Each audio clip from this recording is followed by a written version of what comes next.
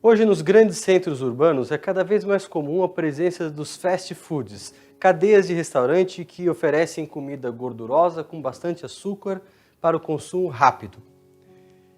A sociedade se manifesta, especialmente o setor da saúde, procurando advertir contra os malefícios desse tipo de alimentação.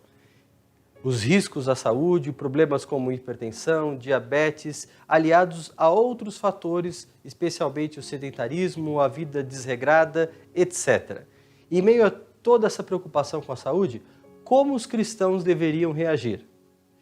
Será que a mensagem cristã tem algo a ver com a saúde do indivíduo? No vídeo de hoje nós vamos ver como a mensagem adventista, um movimento surgido ainda no século XIX, revolucionou ao resgatar princípios bíblicos de saúde.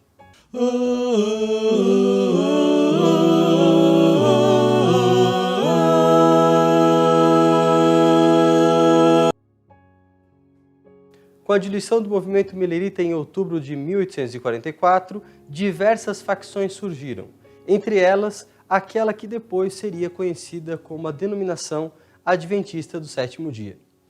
Entre as características dos pioneiros adventistas podem ser destacadas 4: a observância do sábado, a mordomia financeira, a reforma da temperança e a não combatência.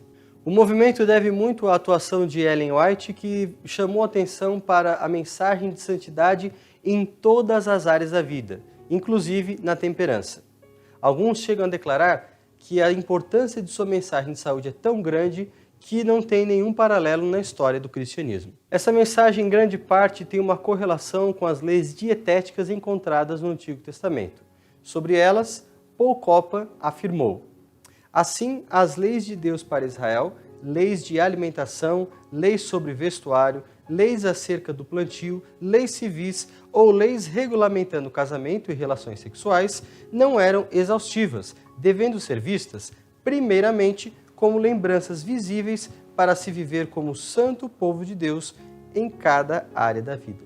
A despeito de já ter tido algumas visões nas décadas de 1840 e 1850, Ellen White só passa a advogar o vegetarianismo a partir da década de 1860. É digno de nota a rejeição de White a uma abordagem meramente secular da reforma da saúde, o que já estava presente em seus dias, dada sua motivação ímpar, baseada em convicções religiosas e nas leis da natureza. Tais fatores a levam à conclusão de que o desenvolvimento pessoal, no qual se inclui o bem-estar físico, se trata de responsabilidade moral. No passado, houve quem tentasse acusar Ellen White de plagiar escritos de seus contemporâneos sobre saúde. Sobre isso, 2 autores afirmam: uma vez que Ellen White tinha pouca educação formal e certamente nenhuma formação médica, como sabia ela que não deveria utilizar aqueles princípios que podem até ter parecido válidos 150 anos atrás, mas que hoje são reconhecidamente muito equivocados? E onde foi que ela conseguiu os muitos princípios que os outros reformadores de saúde jamais defenderam? Esse último ponto é particularmente importante, porque os princípios que lhes são exclusivos têm um grau de precisão muito maior do que os princípios encontrados em seus escritos e nos de um ou mais dos outros reformadores da saúde. A precisão de seus princípios de saúde não pode ser derivada de nenhuma fonte disponível em qualquer época da vida dela. Além disso, alguém já declarou que a melhor coisa que se poderia fazer com os livros de medicina do século XIX era lançá-los ao fundo do mar.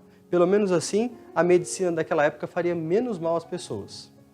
Para ficar com um exemplo, curava-se febre utilizando-se a sangria do paciente. Bom, certamente ele morreria mais rápido e a febre passaria. Outro famoso expoente adventista de saúde foi o médico John Harvard Kellogg, o mesmo que inventou os sucrilhos e que já havia deixado a denominação adventista na década de 20, quando gravou a primeira série de saúde para a Columbia Gramophone Records. O interessante são as conexões bíblicas que os adventistas fizeram ao desenvolver a sua teologia sobre saúde. Levíticos 11 e 1 Coríntios capítulo 3 e 6 foram conectados com as 3 mensagens angélicas de Apocalipse 14. Isso fez com que os adventistas fossem conduzidos a uma apreciação da saúde como assunto de importância escatológica. Até hoje, embora não legisle sobre o assunto, obrigando sua membresia a adotar uma alimentação vegetariana estrita, o movimento adventista proclama que a dieta edênica não incluía carne e que um estilo de vida saudável deve resgatar princípios dietéticos similares ao de nossos primeiros pais, além de um enfoque global que inclua hábitos temperantes. Sem dúvida alguma, Deus considera o nosso corpo como o templo do Espírito Santo e é de nossa responsabilidade zelar por ele para dessa maneira glorificar o Senhor. Além disso, isso garante uma mente clara e Deus se comunica com a nossa mente. Assim, é uma questão altamente espiritual cuidar da nossa saúde. E o que você pensa da relação entre saúde e espiritualidade? Deixe aqui nos comentários a sua opinião. Não se esqueça também de compartilhar esse vídeo com seus amigos nas redes sociais. E se você ainda não é inscrito, inscreva-se no nosso canal. Um forte abraço!